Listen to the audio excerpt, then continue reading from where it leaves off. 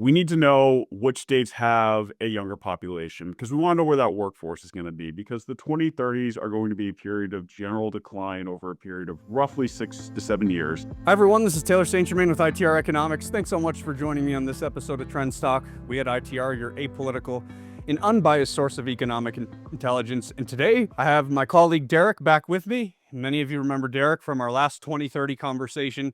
And I'm bringing him in intentionally here. We hosted our 2030 Executive Series webinar on the states of opportunity as we think about our path forward leading up to the 2030s. So I thought this was a great time to bring Derek back on to debrief what Connor and Grace, our two colleagues, covered in this latest ITR Executive Series webinar. And just a note for everyone out there, if you did miss the June 17th webinar, we have a re-recording, a rebroadcast, if you will, of this coming up on June 25th. So there's time for you to jump back in, and there'll actually be a live Q&A at the end of that as well, with Grace back with you all. So if you did miss out on this, there's another opportunity to watch it and ask Grace, our managing director, some live questions. So I wanted to throw that out there. There'll be a link in the TrendsTalk episode for you to access that as well.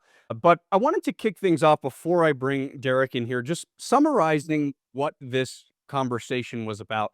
Again, as many of you know from listening to me on TrendsTalk and my ITR colleagues over the years, we are projecting this 2030 depression, and we've been projecting that for quite some time. And while we've often talked about this downturn from a macroeconomic level, we really wanted to bring it down to the state level, because there are going to be certain U.S. states that are outperforming others. And that was the title of this webinar, was Winning U.S. States for the 2030s. So I'll give you all a few teasers here before Derek and I discuss. We really looked at 5 pillars in terms of determining which states are going to be most resilient during this 2030 downturn. Those 5 pillars were population resiliency, consumer resiliency, macroeconomic resiliency, recession resiliency, and fiscal resiliency. So those were the 5 primary pillars that our data team, our research team, focused on as it related to understanding which states will likely perform better than others. Given those 5 pillars, we did identify the least risk places to be, the most at risk. I'll just give you a quick snapshot of that. The 5 least risk places to be in order 1 through 5 were Nebraska, Utah, South Dakota, Montana, and Idaho.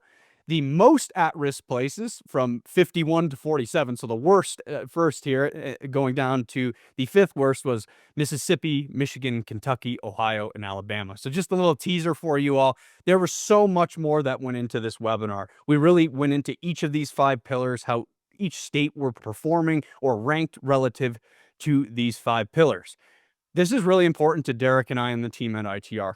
For our construction clients, for our consumer-related clients, and for many of you out there personally, it's not everything is equal state by state here in the U.S. And there are some states that are more immune to downturns relative to others. And so I was really happy our team put this together. But Derek, I wanted to transition over to you and just, what were some of the main highlights? How are you thinking generally about the information that Grace, Connor, and the team presented here? Yeah, of course. Well, Taylor, obviously, thank you for having me back here. And a huge shout out to our entire team who put a lot of work into this. So this has been building for a while. We've had clients who have been asking us for the regional breakdown. This is a big step in that direction. We're going to go even further with it from here. So Taylor, you highlighted the 5 pillars that we went over today. All of them, I think, are very important because we like to follow where the people are going. Because whether you're regional or whether you're a business that has a national reach, we need to know which states have a younger population, because we want to know where that workforce is going to be, because the 2030s are going to be a period of general decline over a period of roughly 6 to 7 years. But then we're going to have a rebound. And if you are in business at that point, if you're trying to find ways to expand your business from that point, you need to have access to people who can do the work. So finding out where those pockets of opportunity are huge. I would say for me directly, one thing that caught my eye was the financial or fiscal resiliency on a state level. I have to point out that I am currently in the state of Connecticut. I love Connecticut. It's been my home for years. My family is here. I went to college here, met my wife here. But we were on the naughty list for the fiscal resiliency, or I should say fiscal responsibility. Um, Unfunded pension liabilities, we've made progress towards that, but that's a pitfall that certain states are going to have to mitigate when we get into the 2030s, because we are going to see economic pain that could affect tax revenue trends, that could affect a lot of things.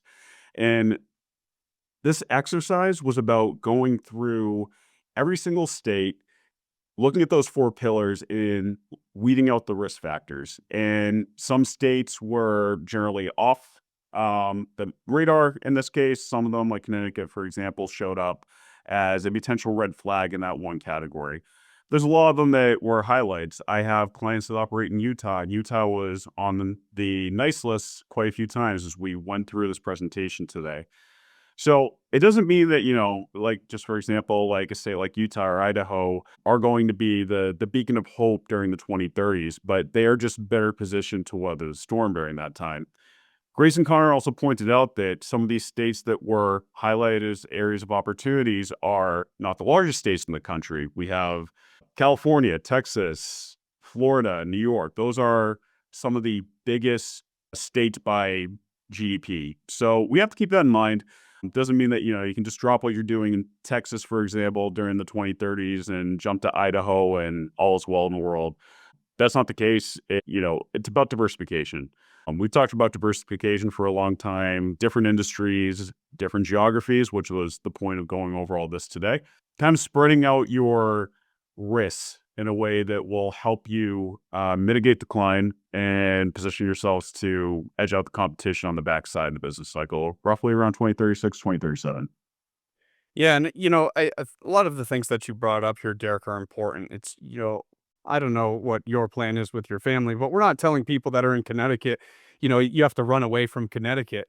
But if there's some other states that surround you that might provide better business opportunity, it might be worth diversifying into some of those states like you mentioned. The other thing is, if you're in Connecticut and you plan on being there, well, you know what the storm looks like that's coming. It gives you a little bit more of a perspective on, okay, we know it might be a little bit more challenging in Connecticut.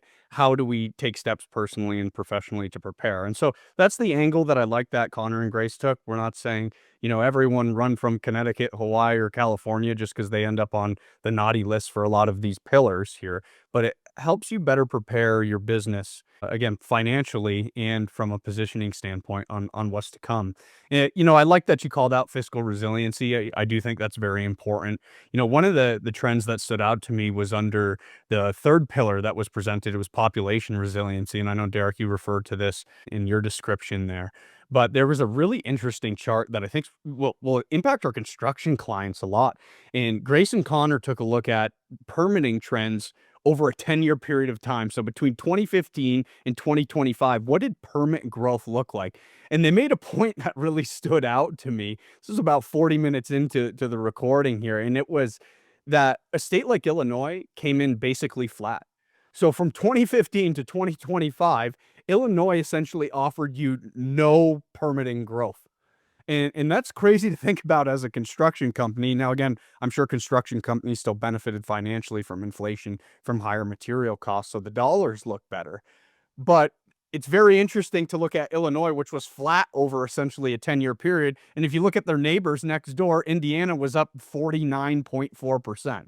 So you go from a flat state to just moving across the border to a state that's up 50% over a 10-year period of time. And I think these are the trends that businesses will really want to hang on to as they think about how to best prepare for the 2030s. So just a few examples that Derek and I are providing you all with, some of the great information that came out of this. And again, folks, we're encouraging you to take a look at the rebroadcast on June 25th if you missed that, and certainly reach out to our team because we're just scratching the surface here. Our first stop was to take a look at the states that are going to perform well, but we can get a lot of this data down to the county, down to the MSA level. So there's a lot of ways we can slice and dice this data to really help you all prepare for the 2030s. And, I guess as Derek and I really close this episode, I just wanted to highlight, folks, we still have 3.5 years of economic growth before this 2030 downturn's upon us. So there is still time to prepare, but time is of the essence, as they like to say. 3.5 years is a good window, but it takes a lot of time to pivot your business or diversify into new markets or look at new locations. So the decisions we're making today are absolutely going to impact how we are performing as we move into the 2030s. Connor and Grace did close with some industries of opportunity, and Derek and I covered a lot of those industries on the last conversation that we had. So there's a lot of great nuggets in there for you all. And so again, folks, I just wanted to remind you all, again, June 25th, there'll be a link in the description of this Trends Talk episode, rebroadcast with a live Q&A with our managing director, Grace, at the end. So please check that out. Also, reach out to Derek and myself on LinkedIn. Head over to our company website. Happy to have more conversations with you about how you can apply this information more to your specific company level. But for now, Derek, thanks for being here again. Thanks everyone for joining us on this episode of Trends Talk. Please like and subscribe to Trends Talk wherever you listen to your podcasts. And we look forward to catching up with you on the next one. Thanks so much and take care for now.